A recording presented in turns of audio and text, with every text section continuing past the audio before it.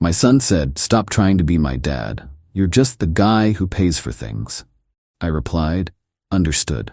Then I liquidated his college fund to pay off my mortgage and put his prized Mustang up for sale. He had to get a job the next day. I, 45 male, am not the kind of guy who posts his life online. I'm a pretty private person, but what happened has pushed me to a point of clarity. And I guess I need to articulate it somewhere, if only to prove to myself that I'm not losing my mind. I married my wife, Julia, 43, a decade ago.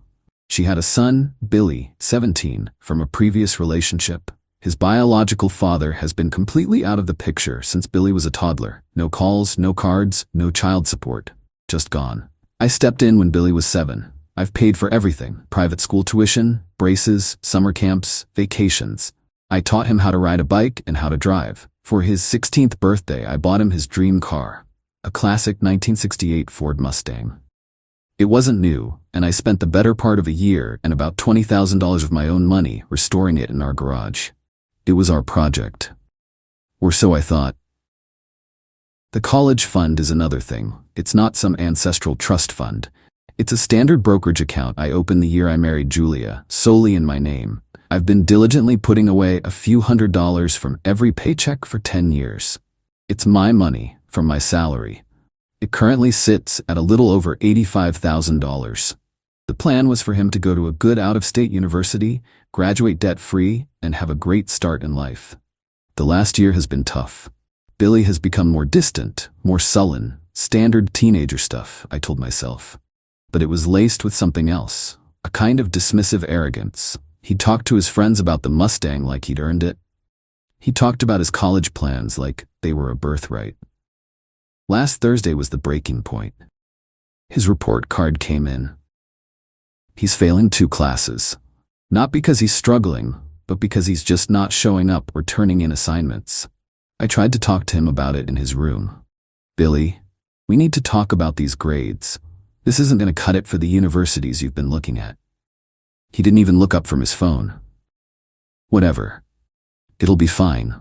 "It won't be fine. Your teachers are saying you're skipping classes. What's going on?" He finally looked at me, his eyes full of disdain. "Why do you even care? It's not like you're my real dad." The words stung, but I've heard variations of them before. I felt the familiar heat rise in my chest, the urge to lecture. But I pushed it down. "I care because I love you and I want you to have a good future." And then he said it, the words that changed everything. He stood up, towering over me even though he's still a kid. "No, you don't. You love playing the hero. Let's be honest. Stop trying to be my dad. You're just the guy who pays for things." I looked at him, really looked at him, and I saw a stranger.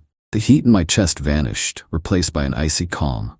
There was no flicker of doubt, no hint of a joke, just cold, hard dismissal. He'd taken 10 years of my life, my effort, my love, and reduced it to a series of transactions. I didn't yell, I didn't argue, I just nodded. "Understood," I said, and I walked out of his room. The next morning, Friday, I worked from home. At 9:05 a.m., I called my financial advisor and instructed him to liquidate the entire college fund account. He informed me it would take several business days for the trades to settle and the funds to be available for transfer. Fine. At 10:30 a.m., I requested a formal mortgage payoff statement from my bank. My remaining balance is $76,450. The math works out nicely. At lunchtime, I took high-quality photos of the Mustang. The title is solely in my name, a detail I insisted on at the time for insurance purposes, much to Julia's annoyance. I wrote a detailed, honest ad, listing all the work I'd put into it, and posted it on several classic car forums and marketplaces for $25,000. A fair price. Julia and Billy have no idea yet. They just think I'm giving Billy the silent treatment. But I'm not angry. I'm not emotional. I'm just an ATM, and I'm closing my account. He wanted me to be the guy who pays for things. Fine.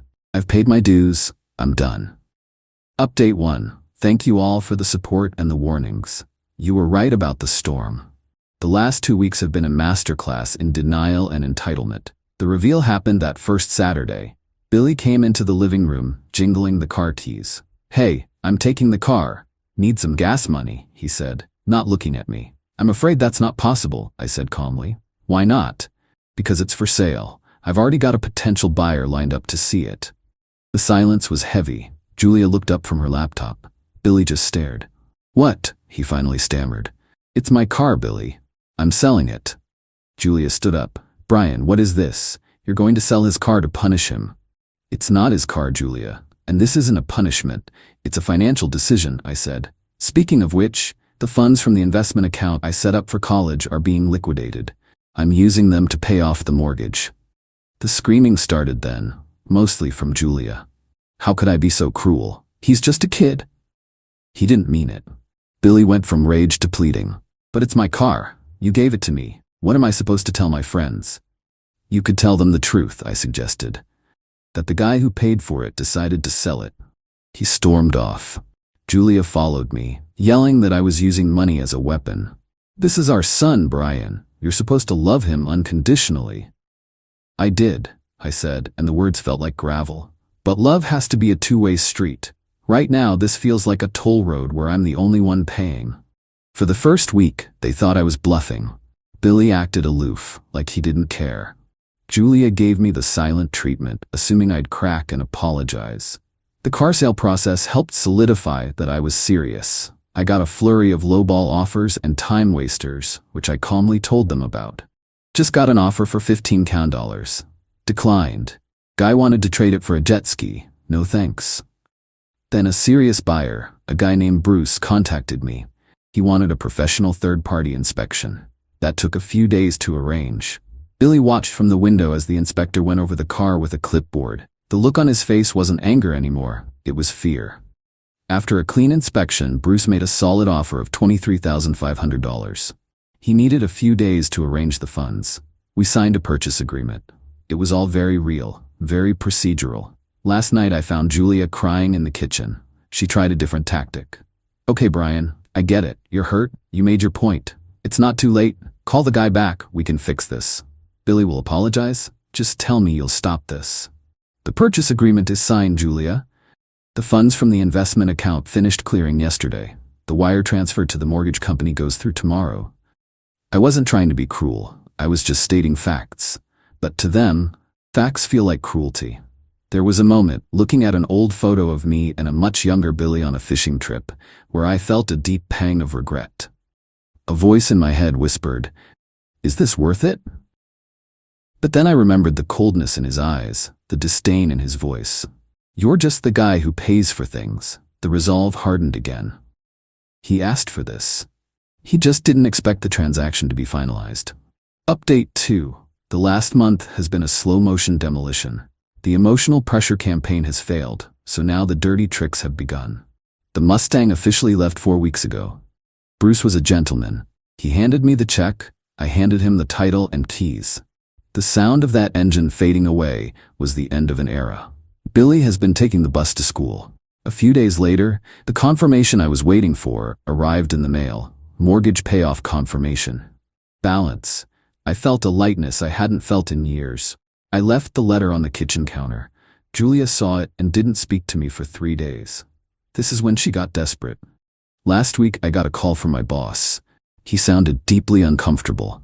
"Hey Brian, everything okay at home?" I got a call from Julia. My stomach clenched, but not with surprise. I had been expecting it. "She said you've been acting erratically," he continued. "Said you drained a savings account and are making impulsive decisions."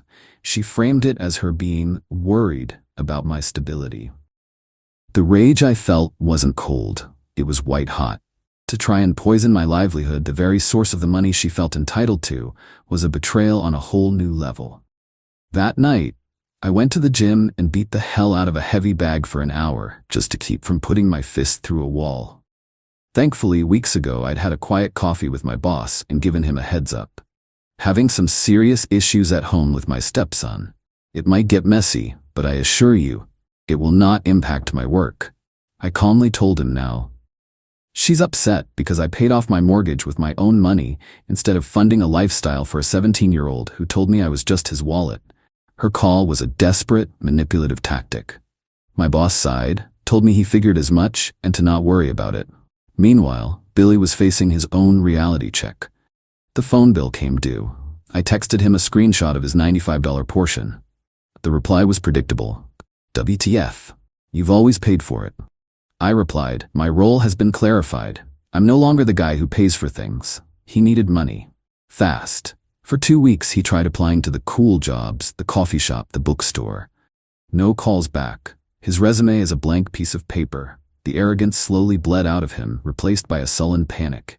He finally, reluctantly, put in applications at fast food joints and big box stores. Last week he came home wearing the ugliest polyester uniform I've ever seen, sickly yellow and brown, with a matching visor.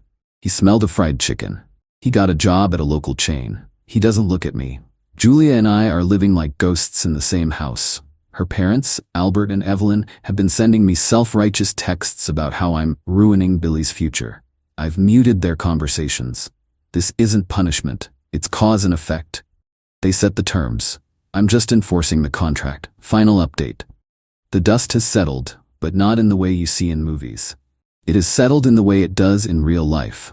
The broken pieces are swept up and you're left with a clean but empty room. Julia and I are divorced. We separated 5 months ago, and the final decree came through last month. The counseling we tried was a disaster. It all came back to one impassable gulf. She saw my actions as a vindictive overreaction, while I saw them as the logical conclusion to the role her son assigned me. The real turning point, however, came from our lawyers.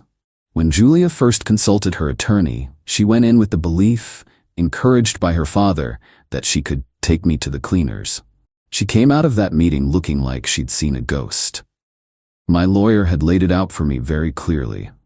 Paying off the mortgage with my separate funds didn't magically make the house all mine. That was a fantasy. However, the legal principle of reimbursement was very much in my favor. Since the funds were from a non-marital sole ownership account, I had a rock-solid claim to be reimbursed the full $76,450 off the top from the proceeds of the house sale before the remaining equity was split. So when the house sold, the first check for $76,450 was cut to me. The remaining equity was then divided 50-50. For Julia, this was a financial apocalypse. She had counted on splitting the entire value of a fully paid-off house. Instead, she walked away with less than a quarter of what she had fantasized about. It wasn't the total victory I had naively imagined at first, but it was a smarter, more realistic one. I had protected my capital. When she realized she couldn't legally force me to fund her and Billy's life at the level she wanted, the last pretense of fixing us vanished. She moved in with her parents. As for Billy, the revenge wasn't a single event. It was the slow, grinding reality of a life without my financial cushion. The chicken job lasted 2 months before he was fired for his attitude. He worked at a big box store stocking shelves overnight, but quit after 6 weeks, complaining it was too hard. He's 18 now, a high school graduate with a dismal GPA, living in his grandparents' spare room. He is, for all intents and purposes, going nowhere. I saw him a few weeks ago at a grocery store. He was with his mom. He looked thin, tired, and angry. He saw me in the checkout line, glared with pure uncut resentment, and then turned his back. There was no apology, no understanding. In his mind, I am, and always will be, the villain who blew up his life. I've come to accept that. You can't force someone to see a reality they refuse to acknowledge. And me? The first few months were brutal. The silence in my new, smaller townhouse was a physical weight. I mourned the family I thought I had. I looked at old photos and felt a grief so sharp it took my breath away. It wasn't a clean break, it was an amputation. But it's getting better. I'm focusing on myself. I've doubled down on my retirement savings with the money I'm no longer spending. I took the $23,500 from the Mustang and bought myself a ridiculously nice mountain bike, and have been exploring trails on the weekends. Last week, I adopted a dog from a local shelter. A scruffy mutt named Gus. He doesn't care who pays for things. He's just happy I'm there to throw the ball. I lost a wife and a son, but I regained my self-respect and my future. It was a hell of a price to pay, but it was a transaction I had to make. I am finally, truly, out of service.